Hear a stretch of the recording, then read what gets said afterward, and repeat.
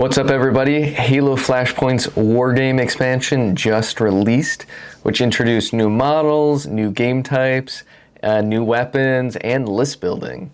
Today we're going to be going over the list building aspect of the Wargames expansion. I'm going to showcase the models once I finish my High Ground 2.0 map.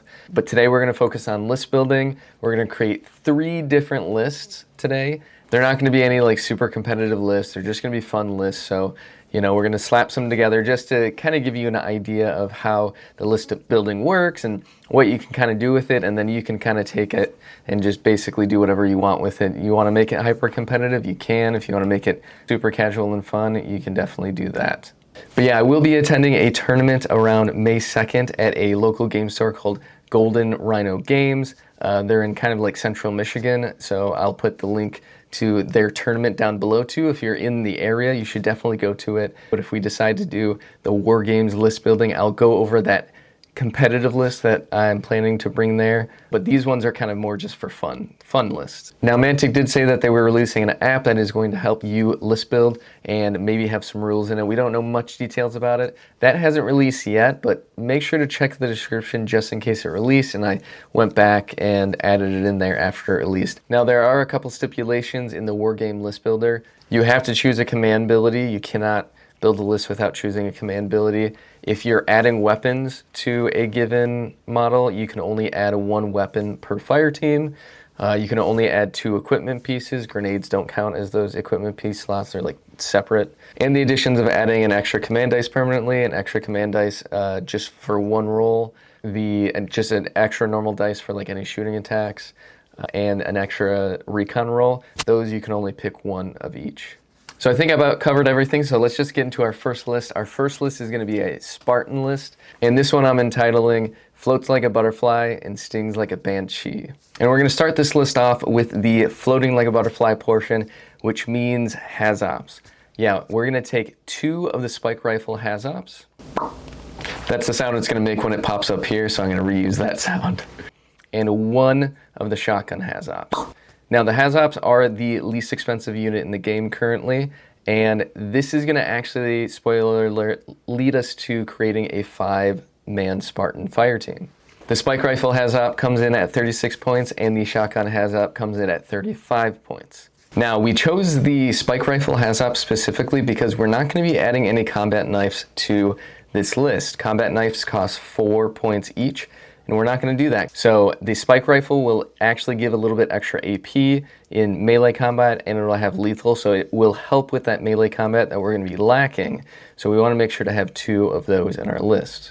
And the Shotgun Hazop is powerful, and all of these Hazops have flight. So they will be able to traverse and get up to buildings faster. So, you know, a map with a lot of terrain on it, this is going to be really, really good for those types of maps. But they will be able to ascend and descend without taking any extra movement, which is pretty cool.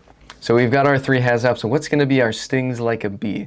Well, that is going to be our new friendly JFO holding the target locator.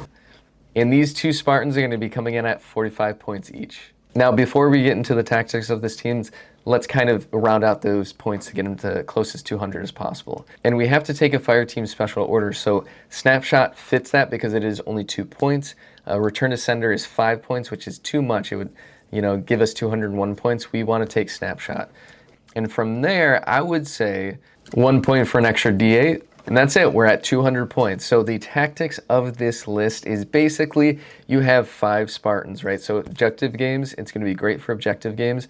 You're gonna wanna send all 3 of your Hazops just out there, trying to gum up the works and, you know, get into combat with as many of the other Spartans or elites as possible. And your JFOs with target locators are going to be in the background. They're going to be hopefully stationed maybe on a stronghold or like holding an oddball, but they're going to be throwing down those, you know, aerial, you know, bombardment strikes down on your enemy. Who cares if it lands on one of your teammates? You're at least blowing up the enemy. So you're tying up your opponent and you're just blowing them to smithereens. All right, so let's go to list number 2. List number 2 is also going to be a Spartan fire team. We'll do an elite one after this. This next list I entitled the Pro Pipe Prophets. If you don't know, in Halo Reach days when Call of Duty and Halo were kind of battling it, Call of Duty had the grenade launcher attachment that they called the noob tube, and Bungie cleverly named the grenade launcher in Halo Reach the pro pipe. So this list is going to be basically pro pipes. I wanted to make like a noob combo type of list. We don't have a plasma pistol yet, but this is the best way I can think of to make a noob combo type list. So this list is going to start us off with 2 DMR Deadeyes at 46 points each. Then we're going to be choosing 2 of the grenade launcher Gungnir models, and they will be 42 points each, bringing us to a total of 176 points each. So we have a little bit of room for more customization that we didn't get in our last list. So we've got those 2 grenade launchers on the Gungnir models, but now let's put them on our Deadeyes. So let's spend another 7 points and put a grenade launcher on one of our DMR Deadeyes, and then spend another 8 points to put the plasma launcher on another Deadeye. Now, like I said before in the video, unfortunately I cannot select 2 grenade launchers from the list to put on my DMRs. I can only select 1, so that's why we're putting the plasma launcher, which the plasma launcher is probably better anyway. But let's not stop there. We're only at 191 points. Let's add threat sensors to our Deadeyes. So that's going to be another 3 points each, bringing us to 197. And then we're going to add snapshot as our special order because we have to, and then 1 extra D8 dice, bringing us at a total of 200 points. Now the theme of this list is to basically use those grenade launchers and those plasma launchers to just knock the shields off of anything on the battlefield, whether the 3 shields that the elites have or the 2 shields that the Spartans have, just completely decimate those shields.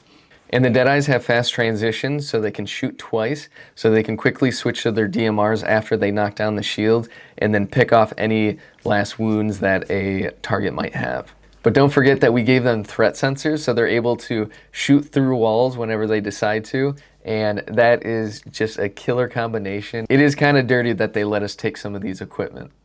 I definitely think that this could be a competitive list, but it's also just really fun. And it may annoy your opponents, but that's good. It's the noob combo. That's what it's supposed to do. All right, and our last list is going to be a Sangheli list. The Sangheli don't have as many options as the Spartans do, but you can still kind of get a little silly with it. In this Sangheli list, I've titled it the Silent Cartographers. We're going to do something a little bit different. We're only going to use 3 elites for this list so we can totally customize all of them. We're going to start off with 2 sword elites, which are going to be 49 points each. Then we're going to add 1 needler elite for 44 points, giving us 142 points. Then we're going to add 3 active camo. So Future Shay here, you're not supposed to take more than 2 of the same items in a single fire team. So let's just pretend for the rest of the video I said 2 active camo and 1 quantum translocator. Same points. All right, let's get back. For 9 points total. We're going to add 2 overshields for 6 points total and put it on the 2 sword elites. Then we're going to add a grapple shot and put it on the needler elite. We're going to get our needler guy a sword for 14 points, bringing us up to 174. Then, because I had a little extra points, we're going to get a M45 shotgun for 8 points and put it on one of the other elites. And because we only took 3 guys, we have 182 points left, and we're just going to spend that all on 10 points to have an extra command dice forever, basically. 2 points for 1 extra command dice once in the game. 1 point for an extra D8. Then we're going to use our last 5 on reinforcements, which is our Sangheli special order. And that gives us 200 points. So as far as how to play this 3-man Sangheli squad, you have those 3 active camos on the Sangheli. So they're basically, as long as they don't shoot anything, they're not going to get shot at. They're going to try to sneak around the board, being silent cartographers. You can see where I got the name from. And just going up there and sorting them, and all of these Sangheli, any equipment that they have on them, they'll respawn with them. So they can activate that active camo as soon as they spawn and get, back on the field, so they can't be shot at a distance. So they're just running up there with 3 swords and a needler and a shotgun, and just kind of tearing everything to pieces. And you want the reinforcement special order because it could be like you're having 4 Sangheli, maybe even 5 Sangheli in one turn doing things, because you can bring it back, and that's where the extra command dice do help you out as well. Now, I don't know if this list is very competitive at all, but it is kind of funny just having really, not even beefy, but like equipment heavy Sangheli running around, like in Halo 2 or Halo 3 when you just get ah, da, da, da, or whatever that noise that they make, and they just like slash you out of nowhere. Actually, I think it's in the Silent Cartographer level where one actually is just like hiding around a corner and it like slashes you. I don't think he's invisible though. But yeah, this would definitely be a fun list to play. Sangheli are already good at objectives, so I think that's a good compromise. But that's it. These are 3 lists that I just created just for fun on a whim using the War Games list building rules. I'll put the link in the description of where you can actually buy the War Games pack and the new models. But otherwise, test these lists out, let me know how they do, and thanks for watching.